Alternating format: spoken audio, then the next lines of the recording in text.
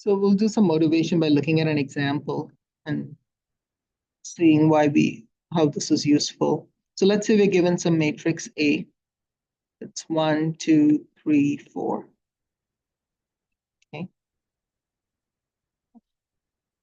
And we can easily find a determinant of a 2 by 2 if you did your homework. That's what we did, you know. Okay, so we'll cross multiply, so we get 4 minus 6. We end up with the determinant of negative. All right. We're going to take a look at a couple examples now. So what do you think will happen if you do row addition?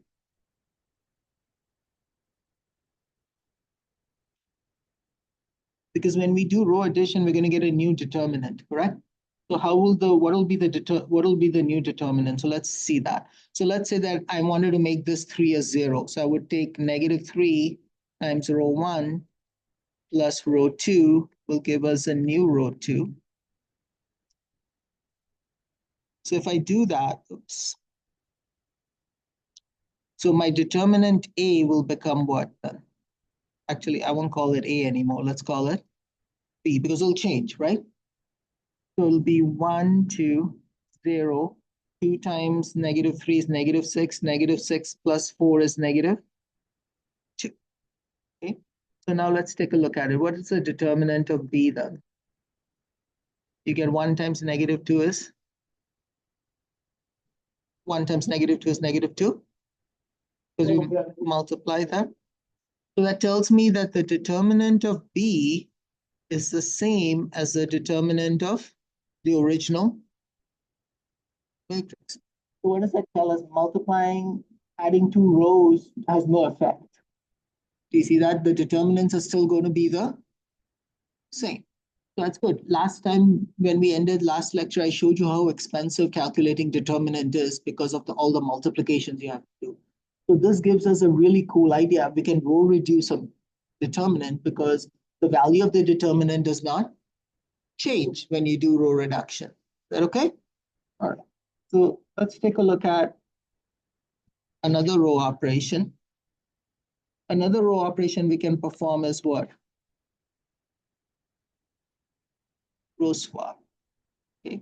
So I'm just for the fun of it, I'm going to swap rows 1 and 2. So that will give us a new B again.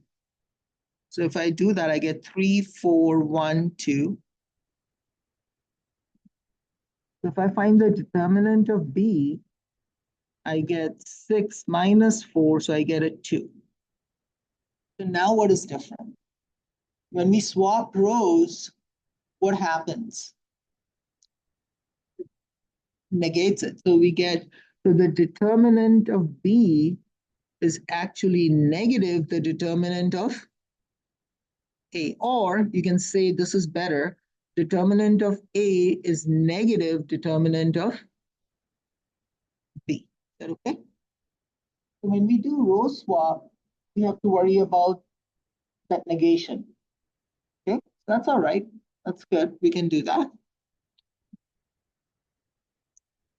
The next thing we're going to do is we're going to take a look at scalar multiplication.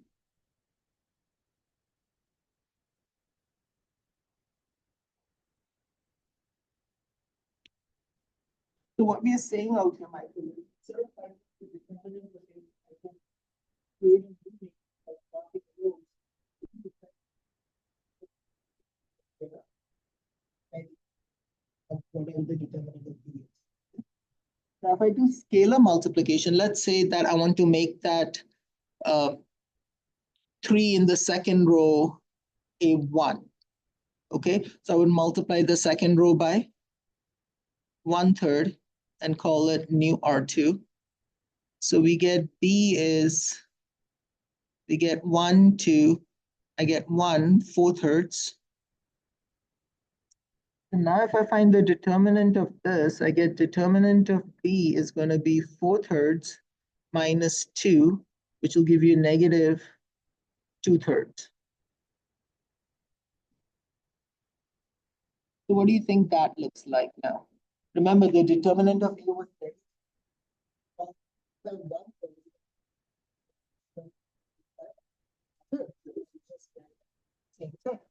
So once again, we see that the determinant of B would be the same as 1/3 times the determinant of A.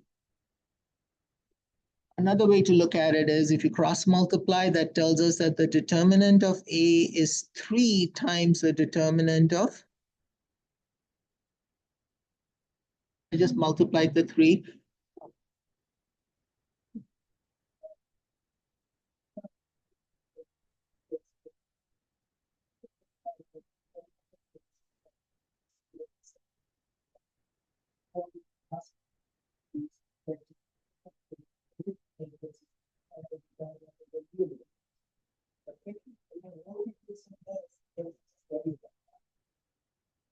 That's really good. So the three row operations have like kind of weird, uh, uh, they do different things to the determinant, okay? The first thing when we do scalar row addition does nothing to them. That's when we do base club, then it's a negative. When we do scalar, then multiplies the addition.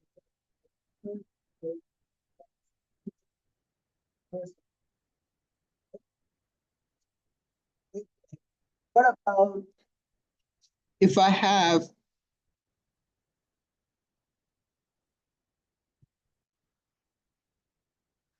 so let's say that I have, I want to find the determinant of the inverse. Okay, so let's find the inverse of A. A inverse, we know how to do that. It'll be 1 over -2. You swap the main diagonal, so you get 4, 1, and you multiply the other diagonal by a negative.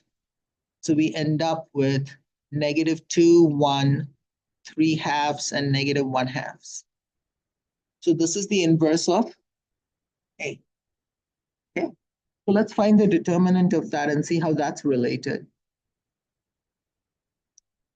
If I do that, I'll get a 1 minus 3 halves. So we end up with 2 minus 1, so you get -1 half. So how do you think they're related?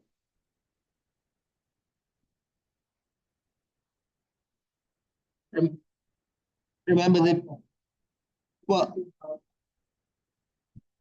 no, A was -2. The determinant of A was -2. No, we're not halving it. The determinant of A was,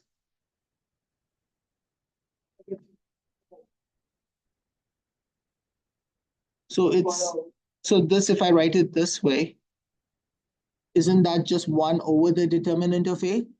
So it'll be 1 over of A.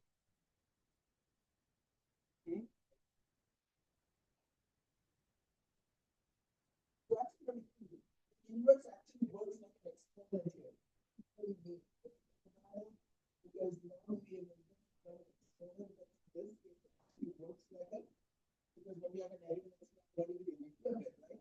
So it actually does that. It's just really so crazy when you think about it, you know? So, I don't know if I'm tripping out. mhm. Earlier update is swapping, right? Yep. So you are swapping row 1 and row 2. Um,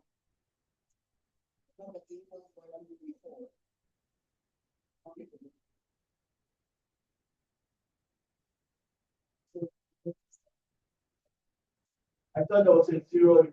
Now I realize the zero came after. Yeah, when we did the row operation, so we are working with this A here. So I always find, so this is really cool. Let's do one more. Are you all caught up? So let's take a look at the transpose. Okay. So what will be A transpose? A transpose would look like this. It'll be 1, 2, 3, 4, because the rows will become the columns and the columns will become the rows. So let's find the determinant of the transpose then.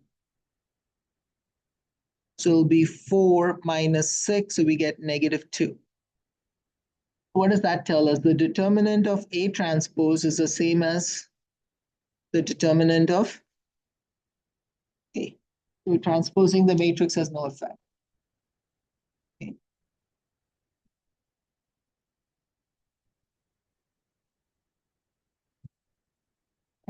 And then the last one that we're going to take a look at is with two rows identical, okay? So I'm going to create a new matrix. I'm going to call it C. And in C, we're going to have 1, 2, 1, 2. Where two rows are the same. What do you think the determinant of C would be? Actually, let me write that down, sorry. Two identical rows.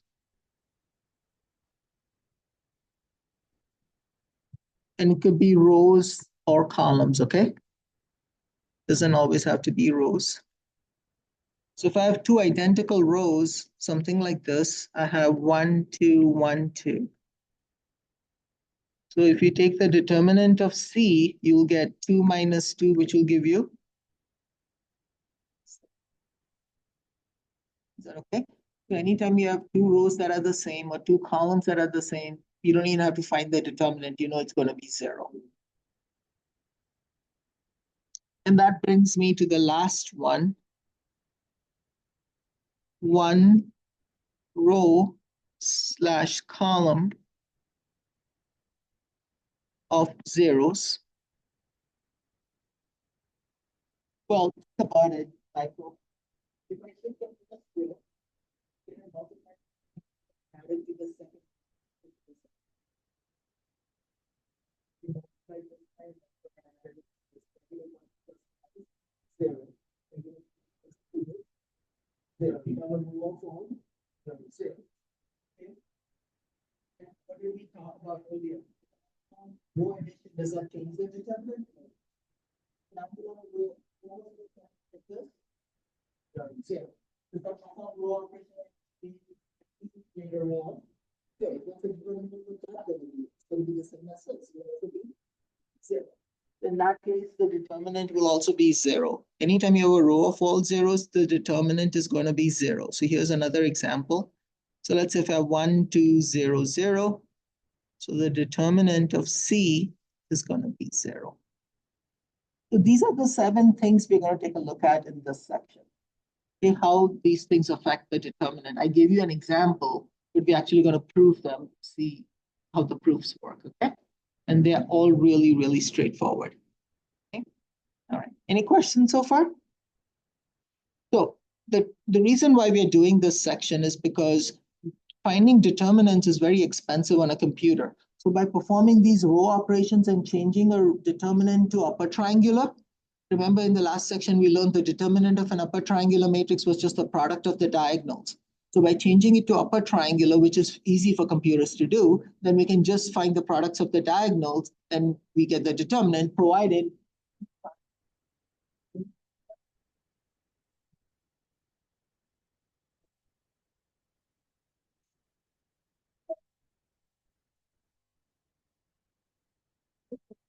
on those things. Does that make sense?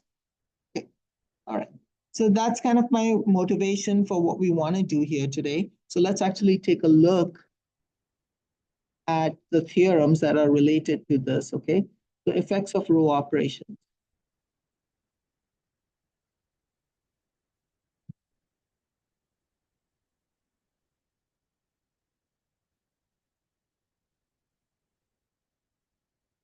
I'm pretty sure this is theorem 2 now. So this is going to be theorem 2.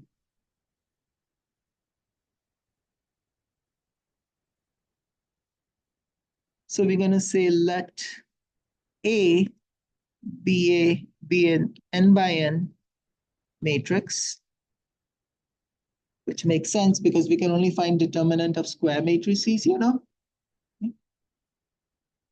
So we'll go through all of these that we just talked about. Okay, if a multiple of one row is added to another,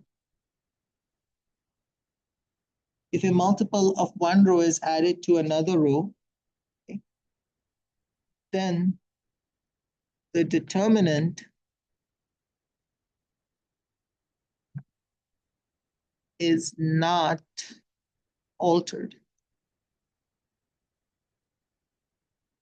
We saw that in the example when we added rows, it didn't alter the determinant. The second has to do with row swap.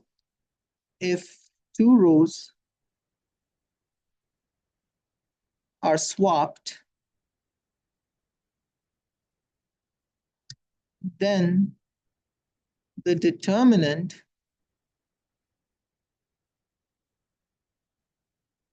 changes sign. We saw that? Then the determinant changes sign. Okay. The next one is scalar multiplication. So if a row is multiplied by a scalar,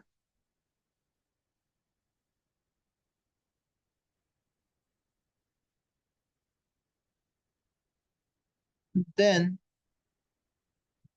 the determinant is multiplied by the same scalar. We saw that too, correct?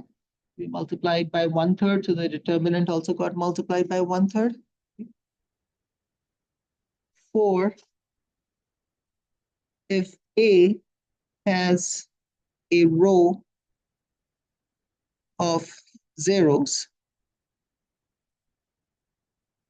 then the determinant of A is going to be 0. Okay.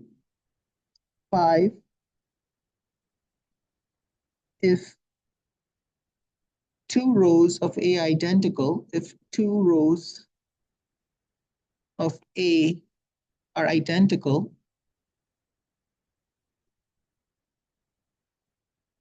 then the determinant of A is also 0.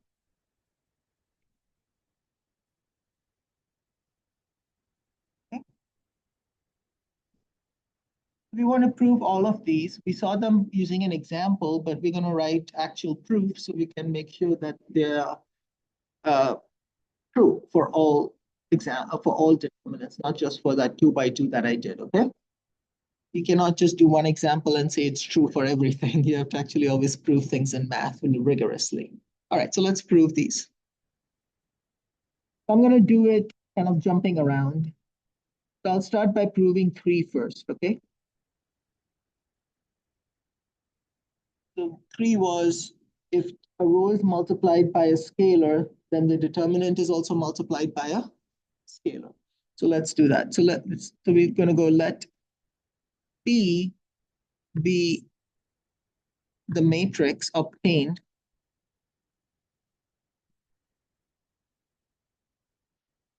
by multiplying row I in A by the scalar K. Okay, so we're going to start with matrix A, and we're going to multiply one of the rows. I'll call it the I. It could be any row. I could be anything. Is that okay? I'm going to multiply by that. So let's kind of look at it. So the ith row of A would look something like this, correct? It would be AI1, AI2, AI3, dot, dot, dot, AIN. That would be the ith row of A, correct? Okay. And you can also write it like this, AI, because it's a vector, a horizontal vector. Instead of a vertical vector, it's going to be a horizontal. So now how are we going to create B? We're going to create B by multiplying the ith row by K. So everything in that row is going to get multiplied by K. So let's do that. The ith row of B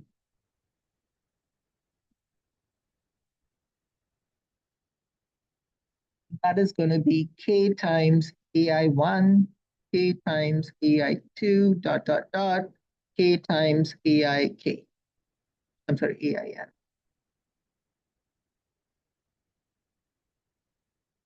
Is that okay? All right. So now let's find the determinant. Well, how do you find the determinant? In the last section, we learned we can find the determinant using the cofactor method. You can pick any row, you can pick any column and use that formula. The summation formula, we had j is equal to 1 to n. We had aij, and then you had the cij. Remember, cij was a cofactor, which we called what? -1 to the I plus 1 times a to the determinant of aij. Do you remember that? So we're going to do that, except we're going to use the ith row to do this. Is that okay? So we'll write it this way. So the determinant of B Ri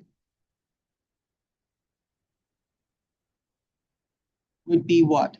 It would be the summation. So we'll have j is equal to 1 to n.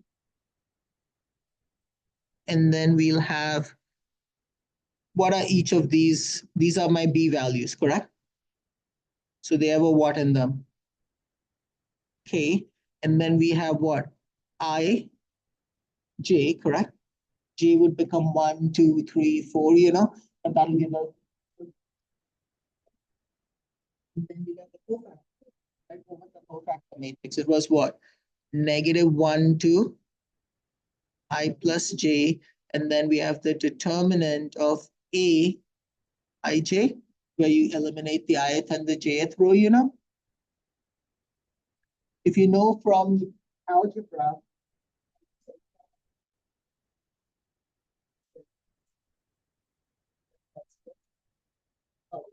that k is a constant, so we can pull it out. So if I pull that k out, I get this.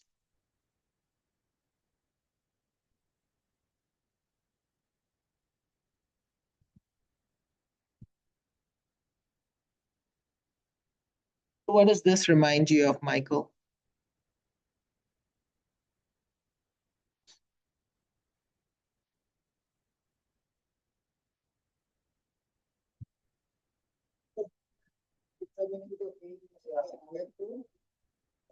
Because we take this side and right? So that just gives us a determinant of A using the ith row. So there's a k on the outside, and that gives us the determinant of A using row I. So we just showed that the determinant of B using row I is k times the determinant of A using I. And that's what we wanted to prove, correct? It was whatever scalar we multiply a row by, we're multiplying the determinant by the same scalar.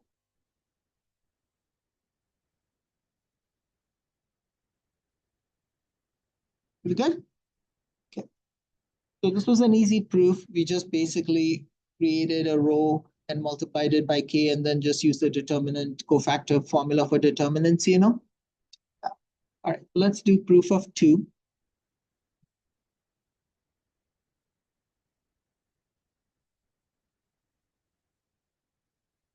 All right, so let's see. Let B, so 2 was what? When we swapped 2 rows. Do you follow? That was the one where we swapped 2 rows. So B is going to be created from A by swapping 2 rows. So it doesn't matter which 2 rows you swap. Is that okay? So let B be formed by swapping the ith row and the I plus 1th rows. We're going to swap the ith and the one right after it. Is that okay? So we're going to swap the ith row and the I plus 1th row of A. So let's take a look at what they look like.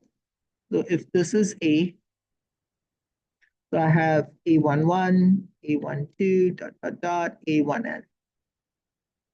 And then somewhere along the way, I'll have AI1, AI2, AIN, and then I have AI plus 1, 1, AI plus 1, 2, AI plus 1N, and then dot, dot, dot, we have AN1, AN2, ANN.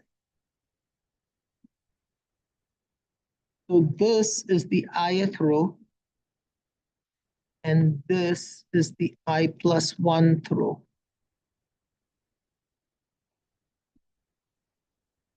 Good. So what is B gonna look like?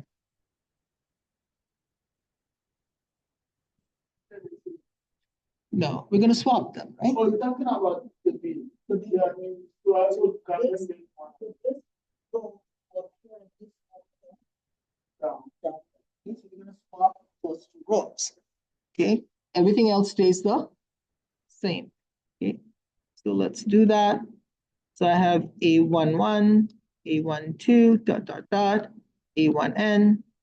Then I have AI plus 1, 1, AI plus 1, 2, dot, dot, dot, AI plus 1, N.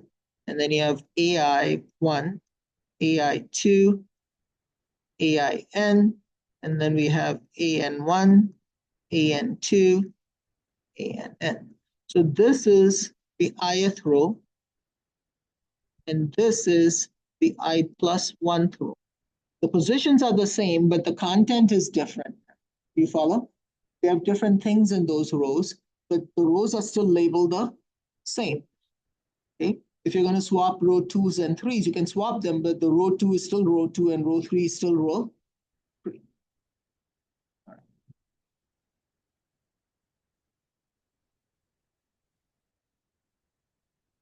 Any questions? So let's find the determinant of A using row I.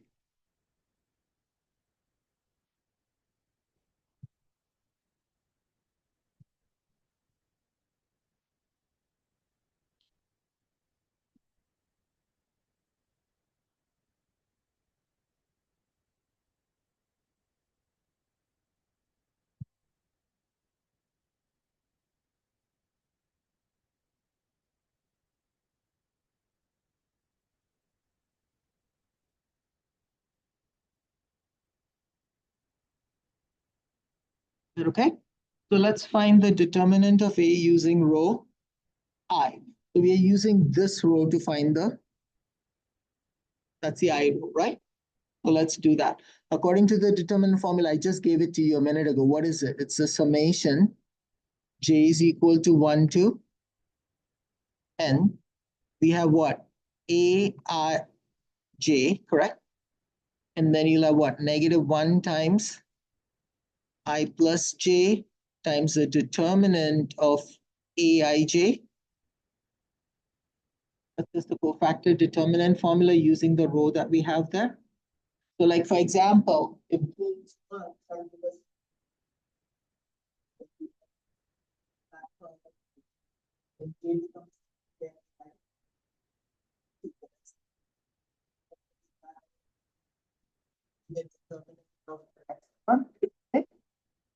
are you okay with that? So that's the determinant of that. And let's find the determinant of B. Okay, I'm going to use the same, I'm going to use the row. Now to find the determinant of B, Michael, I'm going to use this row. Okay, so I'll use row I plus 1. And the reason for that is because they have this I plus 1 row here and this I row here, they have the same numbers. You see that? Because we swapped them, so they have exactly the same numbers. Their positions are different, but they have the same numbers. Is that okay? Same values in that row. So you help me. What do we get here? We'll get summation j is equal to 1 to n. Well, this just looks like this, doesn't it? Except j will become 1, 2, 3 all the way. So it'll be what? Ai j. What is the exponent here? The exponent is the row and the column, right? The column increases here, correct? What is the row here?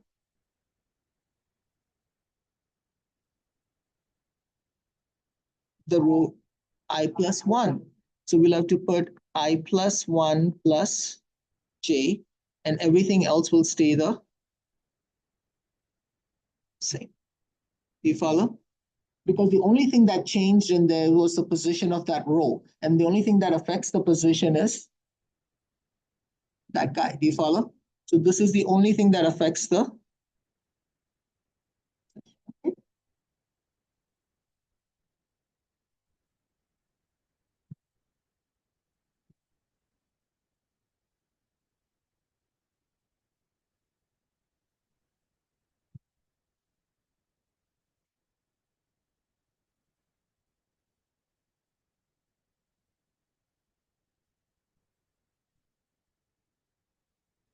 Are you good? So let me prove to you. Let's say that j is 2, okay? If j is 2, we are looking at this guy, correct? Right? If j is 2, this will become 2, 2, 2, right? So we would eliminate this row n to find this, right?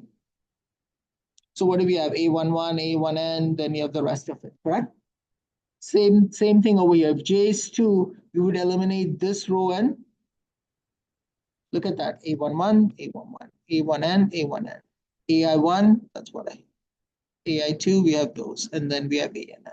You see that? So there's exactly the same. The only thing that changed is the position of that row because we swapped them, instead of I, it became what? I plus 1. Okay? What do you think will happen to this, Michael, if you have I1J, correct? That's what we have, right? Isn't that the same as this?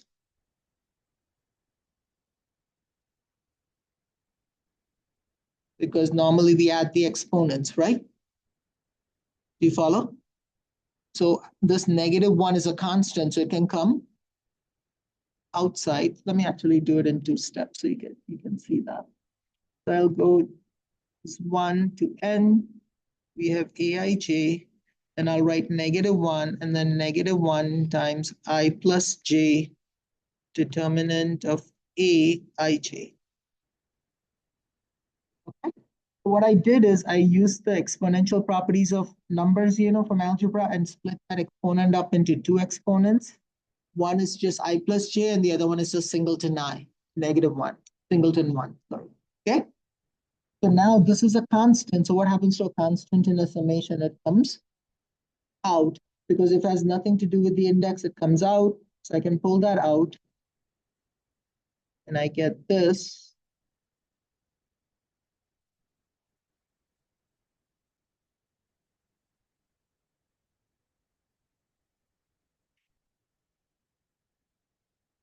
Okay. So this, if you recall from earlier, is just the determinant of A. That's what we did using row I. And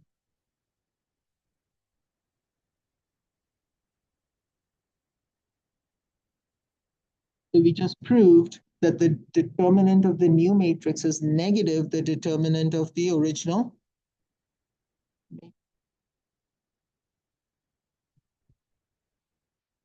So these proofs are really nice because they're like so logical and we're just using definitions of determinants using the cofactor expansion, They do that. They're really slick.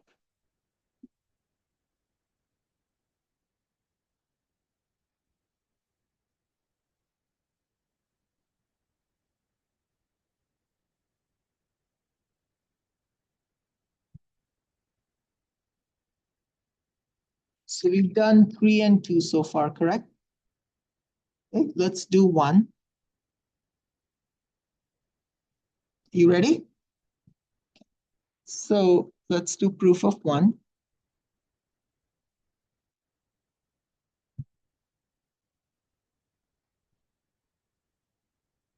So let's say, I'm gonna say what is one?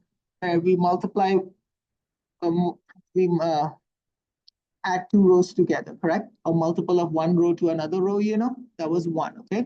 And we learned that it doesn't affect the determinant. Is that okay? All right. So let's say let B be formed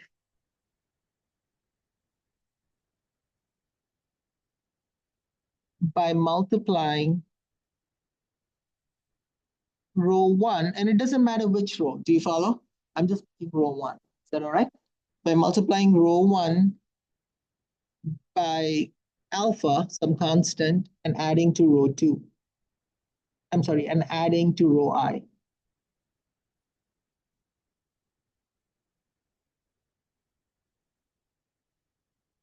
So we're creating B by multiplying row one by alpha and adding it to row I. Is that okay?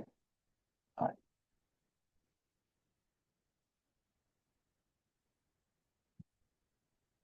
So this is what A looks like, just like before. We have A11, A12, dot, dot, dot, A1N. Then you have AI1, AI2, AIN, and then we have AN1, AN2, and we have ANN. That's my A. So this is my first row, and this is my ith row.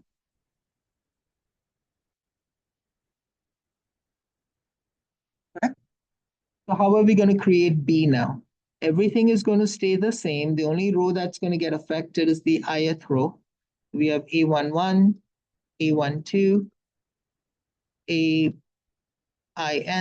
A1N, sorry. And now the ith row is going to become this.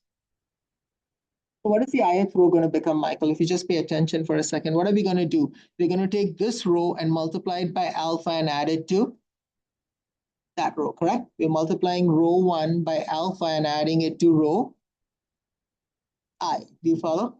So the ith row will become what then? It'll be, normally it is AI1. That's what it was, correct? Now we're going to have what? Plus alpha times A11 because we'll add this by alpha and added it.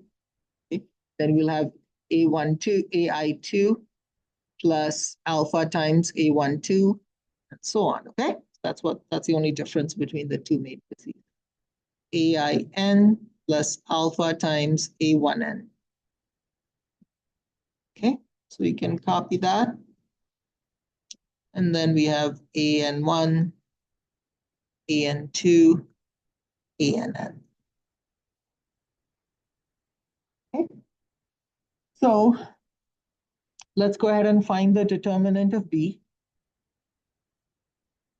using row I.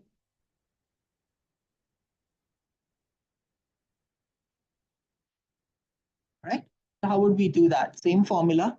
So we have what? Summation. J is equal to 1 to n. What are we going to do? We're going to take this guy, correct? Because we're going to take each of those, So that becomes my A. Normally it's this. Now it looks different, okay? So I'm going to get AIJ plus alpha times A11. I'm sorry, A1I, A1J times -1 times I plus J times the determinant of AIJ. Make sure you follow what we did. If you have any questions, let me know.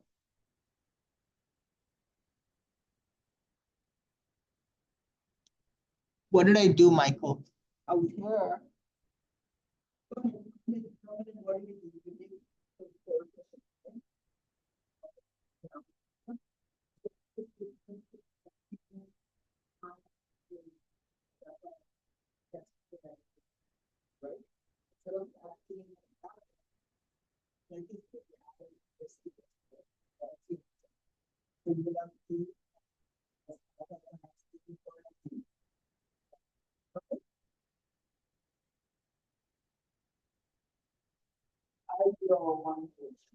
This one is 1J because we are adding, because out here, this moves, right? The value of one, whatever the column is moves, the one stays the same for all of that. You follow? So that's why this is a 1, this is fixed, okay? But this moves because every time you change columns, it will change. Is that okay? All right. So you copy all of that?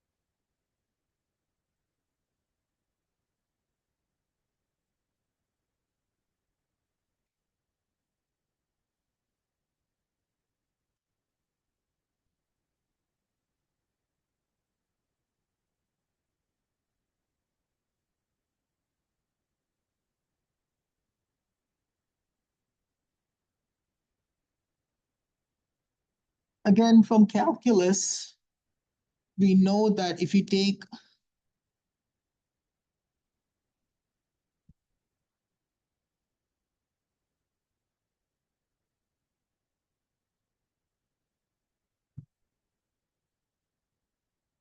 from calculus, I know if you remember, if you take summation of something like j's 1 to n, so if you have aj plus bj, you can split it up into summation of this plus the summation of this. Just like we can take constants out, we can do term by term summation. Those are just properties of summation, okay?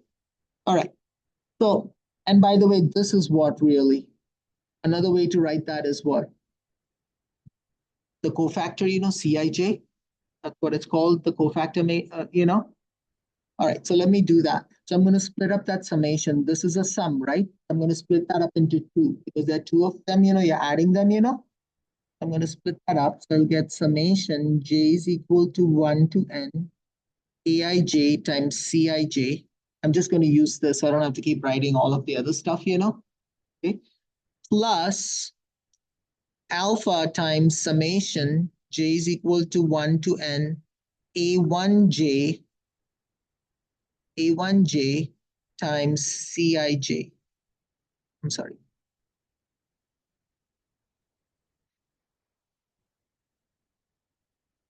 All I did is split that up into 2 summations using the properties of summation and took the alpha out because that's a constant, So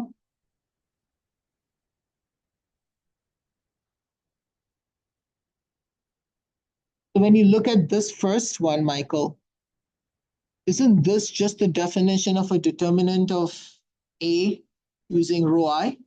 That is literally the definition of determinant of A using rho I. So this is determinant of A using rho I plus alpha times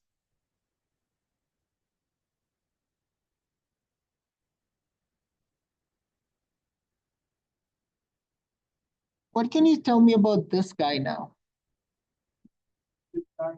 Just what I've underlined. What's special about that one? Let's go back up here for a second, okay? That was this row that we started with, right? Okay. But we already separated this. Remember, we split that up into 2, So we already separated them. So what does this contain now? This doesn't have this, right? And we took the alpha out, didn't we? Did we take the alpha out? So we're only looking at that summation. So this looks just like this. So that row looks like this now. A1, A1, A1, 1, A12, A1n. If you notice, this row and this row are exactly the same. One of the theorems was what? If two rows are identical, what is the determinant of that? 0. So now you can see that this is a determinant, really. This is another formula for determinant, right? But except in that determinant, in that matrix, two rows are exactly the same. Row one and row I are the same. So the determinant of that is going to be 0. Okay, so I'll write that down. This has two identical rows.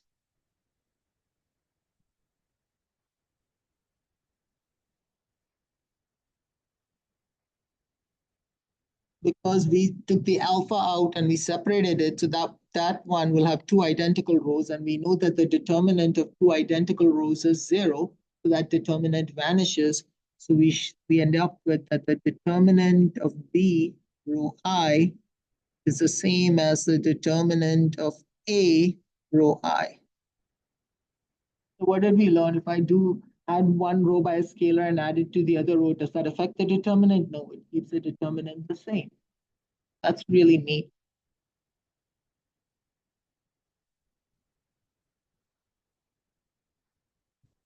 So we proved 1, 2, and 3. Now we just have to prove 4 and 5, and they are absolutely easy to do.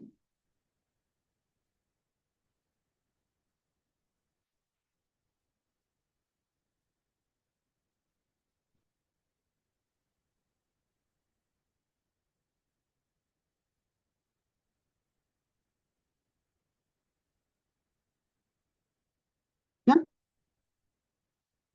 Okay. So let's prove 5. So this is proof of 5.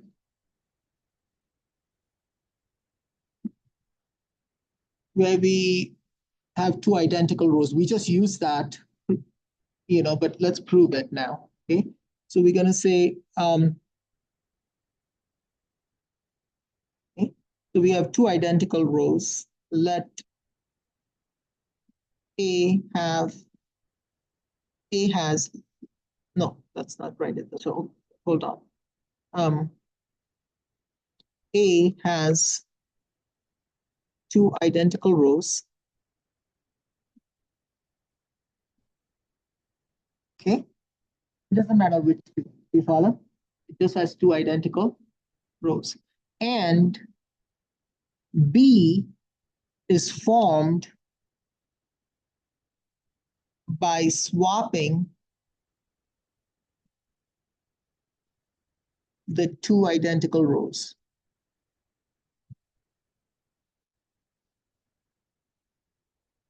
So we're going to create B by swapping identical rows. So what do you think A and B will look like? So like, for example, you don't need to do this.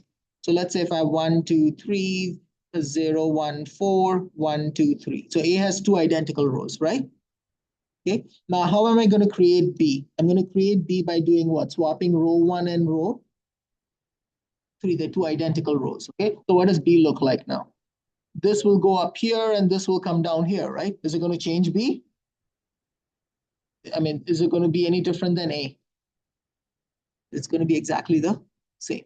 So by swapping the two identical rows, B is going to look exactly like A. Is that okay? All right.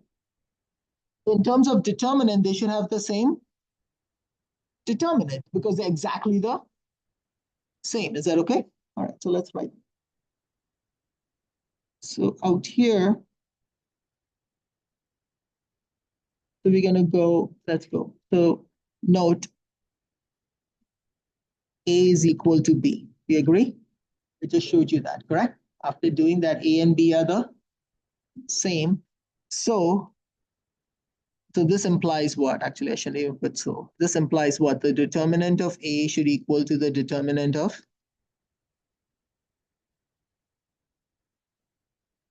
All right, perfect. So far we are good. But wait a minute. According to number 2, what happens when we swap two rows?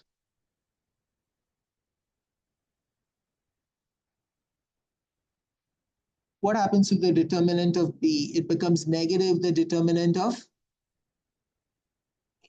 original matrix A, correct? Okay, so let's write that down. But since two rows are swapped, okay, the determinant of B should equal to the negative, the determinant of, you agree? Okay, so let's think about it logically. Okay, what are we saying? Originally, we are saying that the two determinants are the, so out here we said that the two determinants are the same. Now we are saying, wait a minute, no. The determinant of B is going to be negative the determinant of A. When will that happen? So let's say hypothetically, the determinant of A was 5, okay? Then the determinant of B would be what? 5. But then out here we are saying, oh, wait a minute. If determinant of A is 5, then the determinant of B would be what? Negative 5. That makes sense. How can two of these be the, are they the same now? No. But there's one number where they will always be the same. Which number is that? If this is 0, then this will be 0. If this is 0, negative of 0 is still what? So then determinant of B will also be 0 and it'll be the same as this. Do you see that? So the only time a negative has no effect is if the value is 0. Other than that, we're going to have problems because then they're not going to agree. Do you see that? So the only time it's going to work is if the two determinants are going to be 0. And that's how we know when we swap two rows, we get the determinant of 0. Does that make sense? Okay. So let me write that down.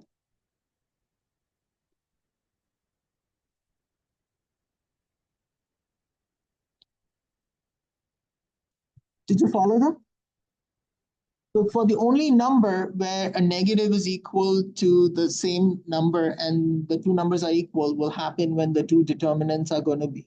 So this will, since two rows are swapped determinant, this implies the determinant of A is going to be 0. Because that's the only number they would agree on, or else they would not agree. The two statements would not be the same. The only number that would make sense for which they're going to be the same is when the determinant of A is 0. Okay, or else they're not going to be the same because, or else if A is 5, then determinant of B would be 5. And then another time the determinant of B would be negative 5. That makes no sense. It has to be the same. So the only value for which they would be the same is if A was 0. The determinant of A was 0 because negative 0 will still just give you 0. Okay? That was kind of a quick proof for that.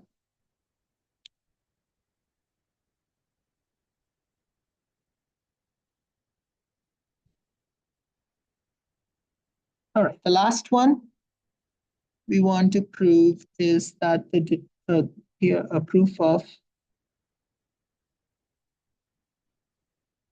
what was this, 4? This one's easy. 4 is what? When we have a row of all zeros. Okay, so we have a row of all zeros. So let's say let the ith row of A be zeros. Let the ith row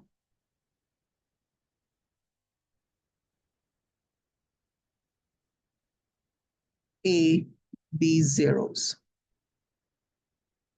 Is that okay? This one's straightforward. So let's find the determinant of A using row I. Okay. We're going to expand it using cofactor expansion using row I. What's every entry in that row? 0. When we do this, normally we put what? Aij, correct? But what is Aij always going to be in this row? 0. So I'll just put 0. J goes from 1 to n times the cofactor, right? Cij. So this is just going to give us what then? This one's straightforward, right? We're just expanding on that row. So we're going to pick the ith row to be of A to be 0, and then we'll expand on that row. Okay. So that was that proof. So how does this help us? So let's do an example on how to use this to find an actual determinant to compute a determinant. Okay. So let's say we're given A is 0, 2, negative 4, 5, 3, 0, negative 3, 6, 2, 4, 5, 7, and 5, negative 1, negative 3, 1. All right. So we want to see how this is going to help us calculate the determinant. Now, my goal is to find that A.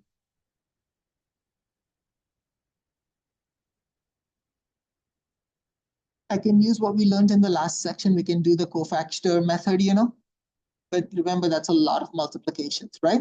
So what we're going to do is we're going to row reduce this. Is that okay?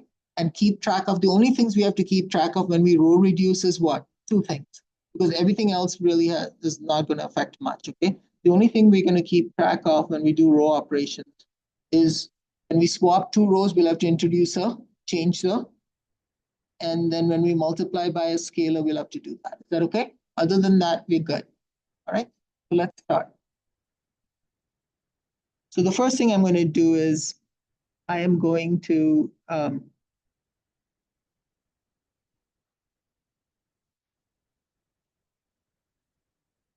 so anytime you do row operations, we want a 1 in the upper left-hand corner, correct? Right now we have a 0, so we'll have to swap two rows. Do you follow? As soon as we swap rows, we'll have to introduce a negative. Do you follow? So let's do that. I'm going to swap rows 1 and 2. As soon as I do that, what will I put in front of my determinant? I'll put a negative. Is that okay? And I'm going to write it this way. So we get 3, 0, negative 3, 6, 0, 2, negative 4, 5, 2, 4, 5, 7, 5, negative 1, negative 3, 1. So let me change the color of that sign so you know where that sign is coming. Are we good with that? Why did we put a negative in the front? Because when we swap two rows, we introduce a negative, right? Then what are we going to do? I want a 1 in the upper left-hand corner, right? So I'm going to multiply row 1 by 1/3. I'm going to take 1/3 times row 1, which will give us a new row 1. So what is this going to introduce due to the determinant? It multiplies the original determinant, this, by the same value, 1/3, correct? But then we create a new determinant, right? Which we called what? B, right? So this 3 will actually go cross multiply, So in this case, we'll get 3 times the determinant of what we have. Do you follow? Because that 3 goes to the other, you get that inverse on the other side. You understand? So keep that in mind. We are multiplying the original determinant by whatever we are multiplying here, but because we want to find determinant of A, I'm going to cross multiply the 3, so 3 will come up here, okay? So let's see, we get 1, 0, minus 1, 2, 0, 2, negative 4, 5, 2, 4, 5, 7, 5, negative 1, negative 3. There's another way to do this, but this is kind of easy enough to remember, so I'm going to do it this way. So we multiplied the first row by 1/3, which in essence multiplied the determinant by 3. So you always multiply by the multiplicative inverse. Is that okay? So if you multiply by 1/3, you multiply by 3. If you multiply by 1/4, you multiply by 4, okay? Or if you multiply by 2, then the multiplicative inverse of 2 is 1/2. So then you would multiply the other determinant by 1/2, okay? Now we're going to use that 1 to make the 2 and the 5 in that column a 0. I'm going to take negative 2 times row 1, add it to row 2, row 3. That'll give us a new row 3. And negative 5 times row 1 plus row 4 will give us a new row 4.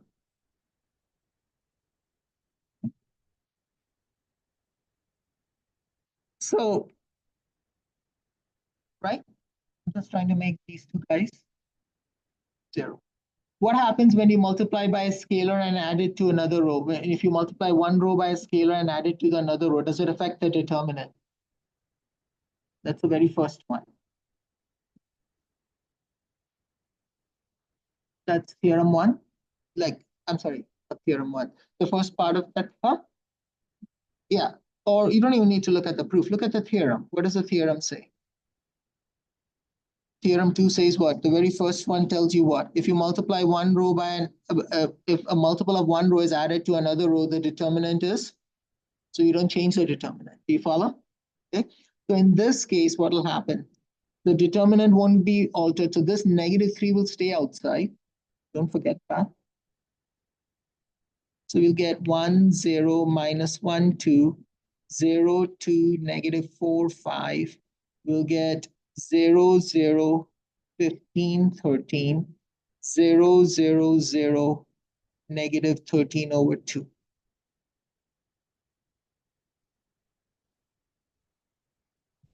Oh, hold on, that's not right.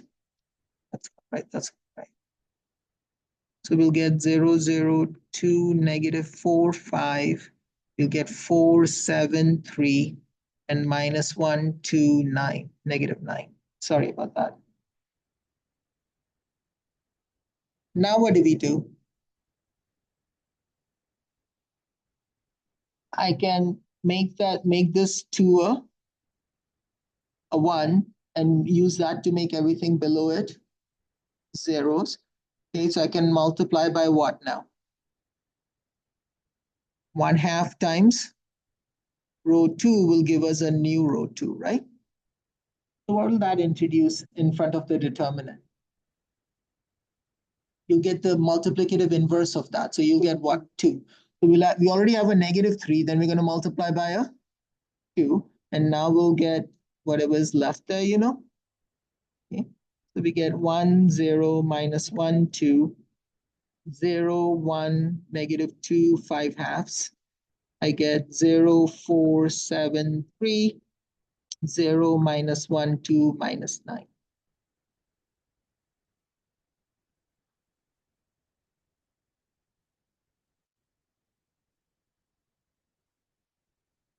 Have you got? Now we're going to use that 1 to make the 4 and the -1, 0. So we get -4 times row 2 added to row 3 will give us a new row 3. And then just row 2 plus row 4 will give us a new row 4.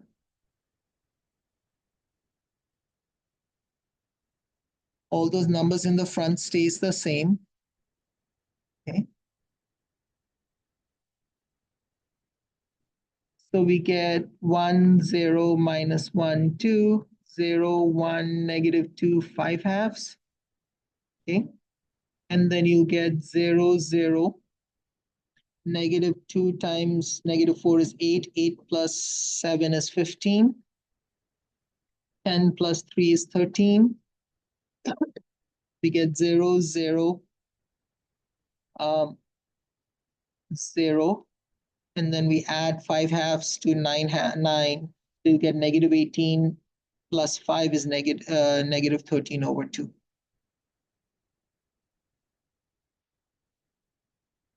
Now, technically, we should have used vertical bars throughout, because remember I told you absolute values represent determinant, right? So we could have just used vertical bars here to represent that we are taking the determinant of this. Do you understand? So when you do your homework, just use vertical bars, all right? When you do so now, what did we create though, Michael, here? So what is the determinant of A?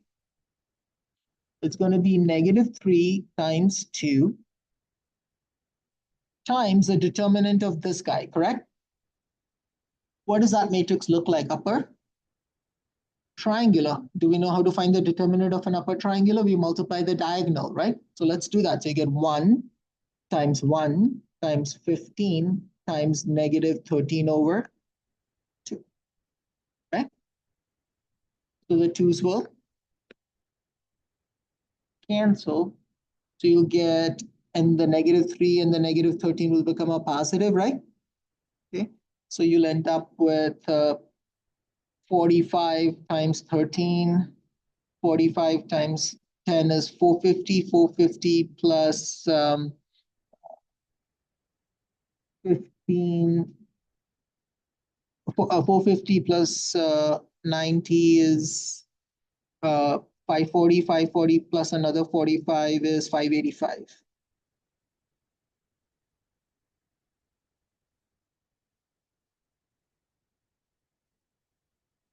So that's the determinant of that. Do you follow that, or do you want me to do more examples?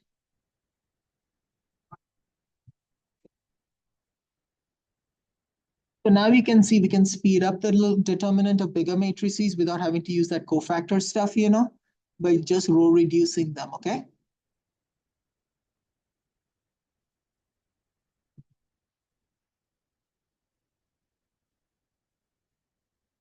All right.